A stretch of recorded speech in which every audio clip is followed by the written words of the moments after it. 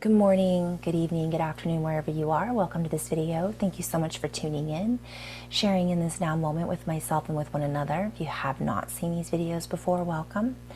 And welcome back if you have. My intention is unity and oneness and the highest levels of love light. It's morning here, so I'm trying to be somewhat quiet so I don't wake up my husband. And I feel like I want to just go into a little bit of flow. I'm getting ready to do a video with some sisters of mine, so I wanted to kind of prep for that and also just kind of see what comes through energetically, since I'm not moving, just be in a place of stillness and see about some of the messages. So welcome. So what does it mean to be in a place of stillness? For some of us have difficulty dropping in, as we might call it. Some of us may have difficulty finding that space within to drop within. We find difficulty in dropping everything to take the time to go within. And yet this is so important right now, more than ever before. For there are so many different fabrications being spun up, we might say, in the area or circumference of your universe. This could include within your energetic field. This can include your body. It can include the body of the collective of humanity. It can include the social demographics, we might say. So we invite all of those who have difficulty finding the time or the space in which to let go of the connections to the distractions that many of us are tied to. And we invite you to take a breath. When I say take a breath, I'm seeing a breadth like a width, creating that space. For when we open up the breathing channel, when we center in on our own breath, we open up to a myriad of networks that allow us to feel into the field or the space in which we are occupying. And there are many different ways of playing with this particular message. For when we share the word occupy, I'm being called to play with this. So I'm seeing ocular, what we see. I'm seeing a ratio, the pi. I'm seeing an entire circle and circumference and a piece of the pie. And then I'm seeing inner peace. So it's a lot of different plays on words. We take a moment to find or balance, P-H-I-N-D, find our own ratio, golden frequency, golden ratio, do unto others, type of frequency or bandwidth that allows us to let go of some of the stress that is being placed on the joints, making us feel disjointed or out of touch with ourselves. For we must find access to ourselves before we can interpret our environment and the energies that are coming in to assist us with our interpretation of our environment. So the breath is key. For many of us go throughout the day without being fully or without full accessibility to something as simple as breathing. We find ourselves pulled into the stress of the day, and as we clumber, I'm seeing like follow along, we forget how to connect to the breath. I'm being called to play with this. It seems really simple. We're breathing, otherwise we wouldn't be here. But this is the first thing that when I'm connecting with someone, I'm teaching the meditation, is breathe. Is the breath coming in short? Is the breath coming in long? Are you breathing into the chest or are you breathing into the stomach? Can you breathe into both? Can you expand the side ribs and the back ribs? When you breathe, can you open? When you breathe out, can you let go? Is there something that maybe you're forcing right now? Can you make it easier? So there's all kinds of different ways to play with it. And what it does by doing that, it does many things. It opens up it allows us to move and allow the cortisol to be relaxed, so to speak. But it also brings us into presence. We become aware of more than what we were just thinking about a moment before we acknowledged the breath or the breathing cycle. And while this seems so simple, we would venture to say that there are many who do not pay attention in this way. They are looking for signs from the universe. They are looking for help from outside sources, yet they are not allowing themselves to breathe into their own source of energy, of relaxation, or both, all at the same time. This tool is accessible for everyone.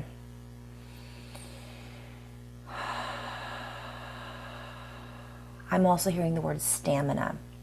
So there's a play on words with this where it increases our stamina. It increases us to stay the course, so to speak. Things can get very complicated right now, and we acknowledge or invite you to acknowledge, or we all take a moment to acknowledge the complexity that seems to be our lives currently. Some of us are overwhelmed by the energies that are overwhelming our bodies and our earthly cycle here on earth. Yet others are reveling in this energy and feeling very at home with the frequencies that are uplifting us, so to speak. It depends on our perspective. It depends on where we are in our, I'm hearing trajectory and our perspective. So where we are on our path. And the key to this is being present with where we are on our path. For these energies are only being turned up, if you will. And we would invite everybody to recognize that we all carry the potential to move with these energies in a potential of very balanced frequencies. For you have all been gifted, one might say, or blessed with this ability already.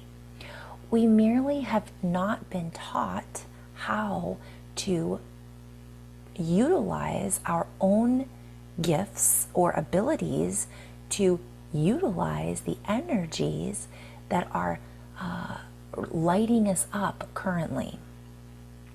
Many of us have been taught to look the other way and stay on track from a logistical, I'm hearing logical, analytical, linear perspective and realistic. Keep your head out of the clouds. Be realistic. Stay on track. Be goal-oriented. Those kinds of things. And I'm hearing never give up.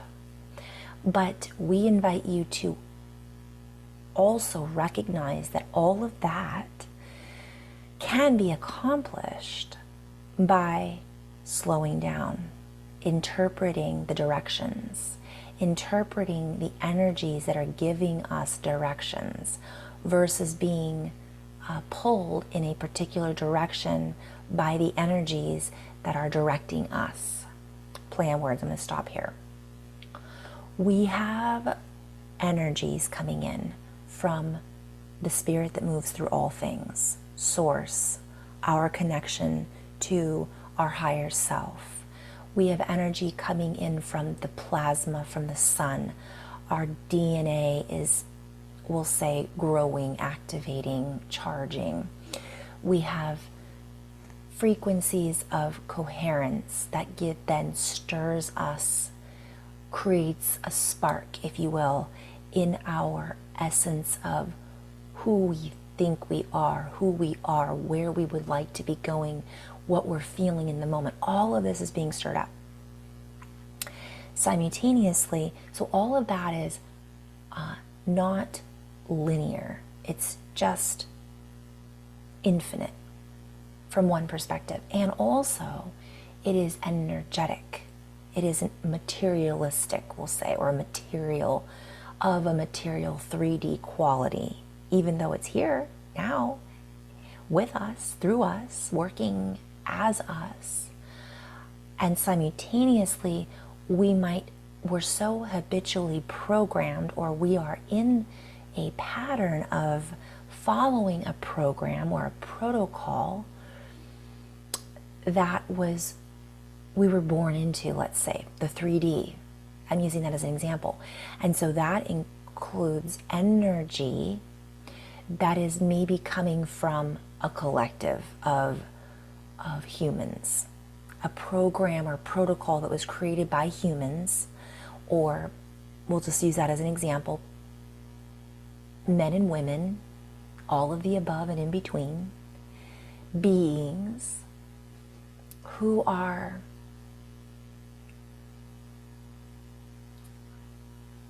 not necessarily in touch with the spirit that moves through all things.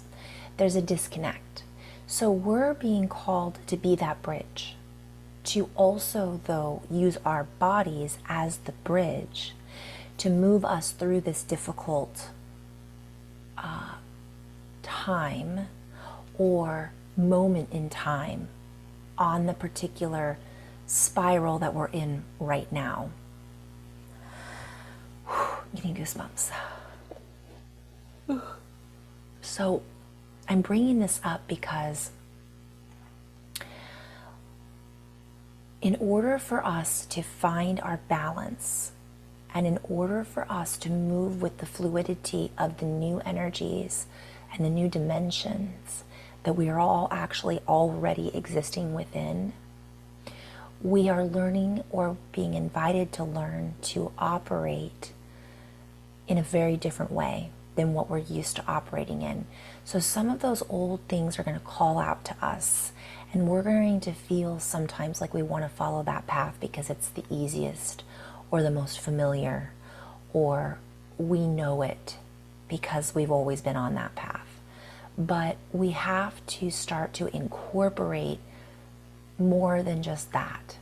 And when we do that, we feel more than just that. When I say more than just that, I mean the materialistic. This is the way the social system looks. This is the way the political system looks. This is the way the science works. When we drop in and we go into meditation, for example, we see beyond all of that. We see beyond those structures and patterns, but we're doing it with our physical structure. We're not meditating. We call some of these experiences that we have out-of-body experiences, or we're going into the astral plane, or we are using our consciousness to travel into other dimensions. But guess what? We're still in this body to do that. Even if we're sleeping when we do it, we still have a physical form that's attached to this dimension. So don't forget, that is kind of what I'm being guided to share. So what can we do to optimize our physical performance? And you guys, this is a message for me too, because I don't always follow this. And I'm hearing up the protocol. And also I'm being called to remind everybody that the old way of doing things, I'm being shown a picture right now. And I'm being shown like people working out to their maximum potential, and then eating really, really healthy, and being really, really focused on what they have to do next, and doing all that they need to do, meditating, but doing it without dropping into the heart. So this is the next message, or always reminder. That is an old mental state, because yes, that's good for the body. It's better than nothing. But again, if we're not dropping into the heart to feel emotions that are coming up, feel into the thought patterns that we are focusing on, feel into, like, we can sit here and meditate all day long about finishing a project, or our physical bodies feeling better, and that's fantastic. But can we take it the next step further? Once we take it to that next layer or next level, we are also then up leveling and allowing ourselves to feel more. And all of a sudden it's, oh, I didn't realize that was there. I didn't realize I was having this thought pattern. I didn't even hear that message that's been trying to come through. Because even though I've been meditating and I've been breathing, I haven't dropped into my body to really feel what that means to me. Does this make sense?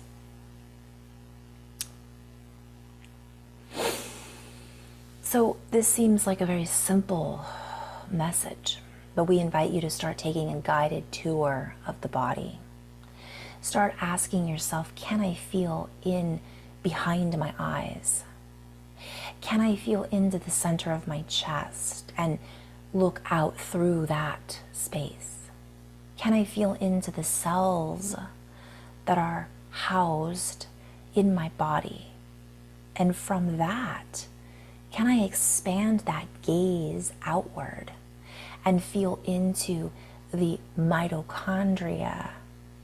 Ooh, that's such a play on words.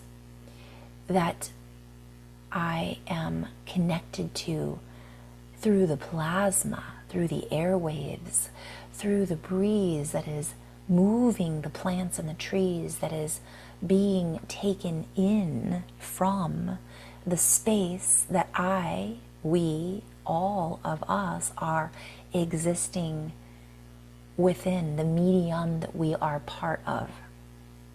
For once we feel the connection point, the source of connection that we are, we begin to increase our potentials and our ability to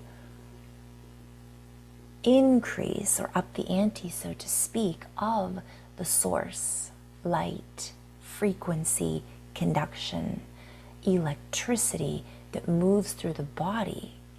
This is what then can enhance our trajectory, our experience, our perception, our creativity, our visibility, our envisioning. For when we enhance our ability to envision all, we then enhance our ability to create the future that we are envisioning. We become more aware of what it is that we are envisioning, the vision from within, projecting it onto the big screen. We are then able to differentiate between that which is being projected onto us, towards us, or utilizing us to see more of it. I'm being called to stop for a moment. What that means is, when we are watching something from, let's say we're watching a movie, we're being told a story, and we are seeing that story as the director and actors and writers and creators of that movie would have us see it. That doesn't mean that every person watching the movie sees the same thing. We all have a different experience from certain movies, but there's a general theme. And that general theme produces a feeling. It produces a picture, it produces a chemical reaction, a chain reaction in the body. And we then expand that out into the field around us. It could be a scary movie, it could be we create more cortisol. That actually has a ripple effect in the theater that we're watching the movie within, and it becomes part of the collective experience. For example, or joy. It doesn't have to be fear, it could be a happy movie. But we take away from that movie what was put into it. And maybe a little bit more, it might do other things for us. But we're being called to see that, meaning I see what it is that the director is trying to get me to feel. So we then become the mediator, the medium in which that movie is played out. And we are then carrying that on. Have you seen this movie? Oh, did you, so on and so forth. We're then creating from that vibration that movie produced, or we produced by watching and responding to that movie. So taking that a step forward, we are doing that every day, throughout every moment of every day. But if we drop in and we go into that space of meditation, we are then creating the movie of our reality. We are then moving through our reality as the medium within this medium that is air, water, plasma, DNA, charge, electricity, earth. And we are then creating new potentials rather than creating from an old potential that's just and I could go into so many different places with that. So we will end on this note. We are in extraordinary times. We are in extraordinary moments to moments to moments. We are being gifted extraordinary opportunities, extraordinary, more than ordinary, more of things that add up to more. We are being gifted access to things, thoughts, memories, experiences, feelings, patterns, intuition, etc., etc., more regularly, this is all plain words, than we have had in the past. Because we are accessing a different energy and frequency than we have had access to in the past, or better spoken, we are accessing it more regularly, more frequently. The frequency is more available to us because we are accessing that frequency more within ourselves. This would not be available to us had we have not reached this frequency, because these packages, this information has always been available to us. Yet we cannot see past the movie that we are tuned into, that we are listening to, that we are rewinding and playing back, that we are repeating until we are ready to expand into more. And so that is exactly what is happening. So the more we can process at a higher rate, at a higher speed, by letting go of the need to speed things up, but feeling into the present moment and recognizing we are already in warp speed. This gives us the opportunity to slow down and, I'm playing with these words, recursively, unilaterally dictate our flow. Being called to play with that, so we will. All right, guys, so I just want to play with this for a moment. We're going to get a little, oops, there goes my Oompa Loompa look. My lighting is not very good here, but let's play with this for a moment. So I'm just going to read off. So what happens, you guys, I get a lot of information that's very science-based, which is hilarious to me. So when I looked this up, I realized that a lot of the words I was using in my previous, I used the word pie. I was seeing a circle with pieces of the pie. I was seeing, which is a sphere, right?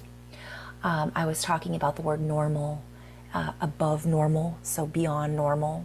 And I just used some other words that now I'm realizing were tied in or associated with what I'm reading right now. So the word I had looked up, now I can't really remember, so bear with me, was recursively unilateral.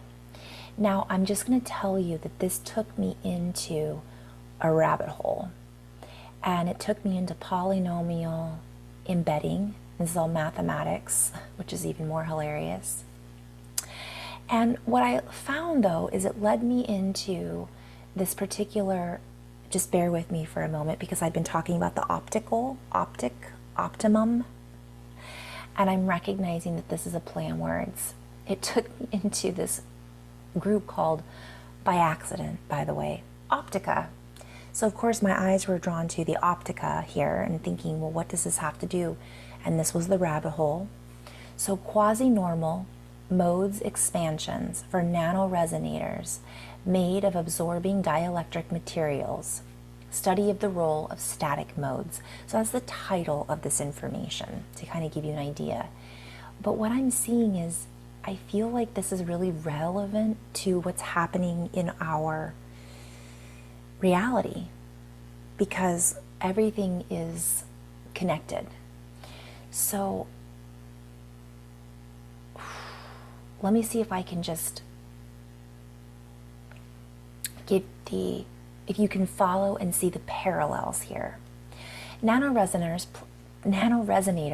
play an important and growing role in numerous applications of optical science. What we see, from lasers to high performance sensors, like other resonance phenomena, that's the parallel here. In wave physics, everything is a wave. Light scattering by a resonant photonic system is largely determined by the eigenmodes of the structure. When an optical resonator is driven by an incident beam with a frequency close to an eigenfrequency of the system, the corresponding mode is excited, and it results in the appearance of a resonance in the spectrum of the resonator response. This is just kind of hilarious. So I'm just curious. Let's just play. If you guys aren't into the science, maybe this is where we can say thank you so much for tuning in. It's been fun. I'm going to keep going down the rabbit hole. I hope someone found this message helpful. Now we're going to go into some of the science parallels with this. So let's continue. So eigenmodes, the definition, is a normal mode of vibration of an oscillating system. So that's the base definition. So then it says, what is eigenmodes in vibration? Is a natural vibration of a system such that various parts all move together at the same frequency. The different parts all move sinusoidally at the same frequency, and their amplitudes all increase or decrease in proportion to one another. There can be phase differences for different parts of the system. I think it's important for those of you who don't know sinusoidally, I'm probably mispronouncing it, but it's a wave. And I'll give the definition a little bit. Let me find. Sinusoidal wave, or sinusoid, is a periodic wave whose waveform is the trigonometric sine function. In mechanics, as a linear motion over time, this is simple harmonic motion. As rotation, it corresponds to uniform circular motion. So I want to go back and just, I thought that was kind of important to talk about. So again, it's different parts of these waves at the same frequency, and their amplitudes increase or decrease in proportion to one another. I also think it's valuable here to talk about phase differences for different parts of the system. Notice it's all part of the same system. There's just different parts that are moving together, even though it doesn't feel like it's moving together. You guys, this is so funny. Okay, the phase difference between the two waves is the difference in the phase angle of the two waves. which is funny because I'm always talking about seeing things from a different angle, changing our perspective. We're all waves, but we're all changing our angles, which all fit into this system together. Path difference is the difference in the path traversed by the two waves. The relation between phase difference and path difference is direct. Now, I want to talk about the phase angle because I think this is all relevant. So if we go into that, it's also a measure in degrees of how much one wave leads another wave. Okay, how long did it take me? So I had just said earlier in my recording that we're being called to look at what's leading us. Those movie waves, we're following those. We're all part of the same stuff, but we are being called to step up and be the leader. Not tell other people what to do, but do it through our frequency, our vibration. So I'm paralleling all these together. It's a measure in degrees of how much one wave leads another wave or lags behind that wave. So for the purpose of this particular description, was being shown that we watch a movie and then we follow the movie. We follow what's happening in the movie. This is relevant to our life, right? We've been following based on what other people have created for us to play in this reality. I think this might be relevant. Let me see if I can share screen. Oh, this is so much fun. Okay, so this just looks like to me waves, let's say. So it's talking about, I remember we're talking about wave degrees and angles. So this figure is showing that, and I'm not sharing screen right now, but it doesn't matter. Wave A reaches its negative peak amplitude at 90 degrees, which is the same time that wave B reaches its positive peak amplitude. Both waves reach their rest positions at the same time, although they're moving in opposite directions. In this case, wave A lags behind wave B by 180 degrees, and wave B leads it by 180 degrees. When two waves differ in phase, and you guys, this might be not new news to you, but to me this is exciting because what it does is it helps me make sense of our reality. When two waves differ in phase, and they're using 180 degrees as an example, by 180 degrees, whether negative or positive, they are said to be in phase opposition. When two waves differ in phase by 90 degrees, whether it be negative 90 or positive 90, they are said to be in phase quadrature. I've written about quadrature before, did not know what that was. Okay, I gotta show this. This is funny. So what I'm being shown is that it just makes different shapes, and it's all paralleling each other, even though it doesn't seem like it is. And it has to do with time, when things happen. Gosh, you guys are having so much fun with this. The things that entertain Carrie. All right, so this is having to do with electricity. So those of you electronic people out there, this will not be new news to you, but I love the parallel of how this is our reality. And it's talking about electronic signaling. So again, we're going back to the movie, what we're sending out, the signals that we're sending out. And you guys, I could just do another hour on all of these parallels, but it's useful to understand electronic signaling and digital logic, which is used, and by the way, I'm on techtarget.com right now, which is used to switch, combine, or calculate signals because the performance of a computer or network depends on proper signaling. So it's talking about jitter. Now, when signals travel over wires, they can pick up jitter, which is noise or crosstalk potentially capable of distorting or disrupting a signal. The receiving system can usually handle this. You guys parallel this with us or the system. Make a 1 or 0 decision if jitter is minor. Moreover, if jitter isn't pervasive, error correcting codes can fix it. But jitter is a consideration to account for.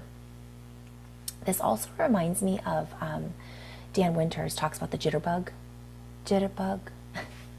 where he uses the Star Mother kit. So I encourage you guys to go look up Dan Winter's fractalfield.com. I haven't looked at his things in a while, but whenever I am getting synchronicity, it usually adds up with his teachings. So the message for me is a lot of the words I've been using are talking about interference, not necessarily in this video, but in previous videos. So we have a lot of this outside jitter, this noise, the sound, the frequencies.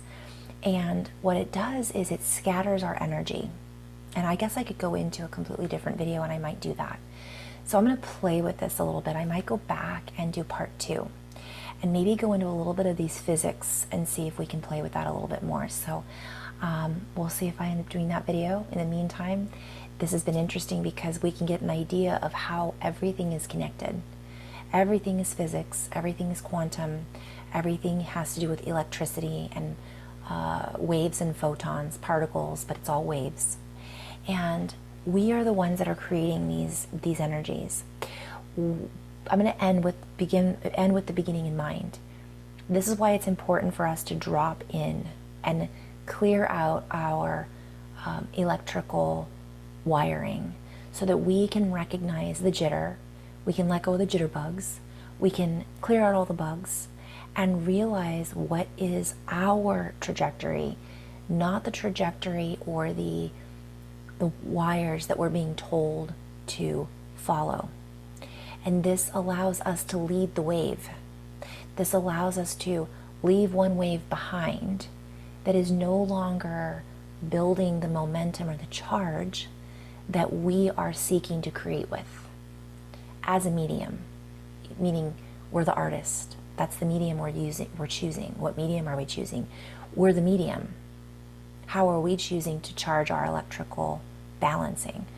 We're in a medium of air and electricity, plasma. Our body is a medium. So all of it matters. So take a deep breath. Ask ourselves how we feel. What is it we'd like to let go of? What is it we'd like to work more with? And follow that charge, that bliss, right? That feeling. And that is where we create from, rather than us going through, I'm hearing keeping the paces, going through the paces. Okay, so I'm going to end on that note. In love and light, guys. Potentially to be continued. Namaste.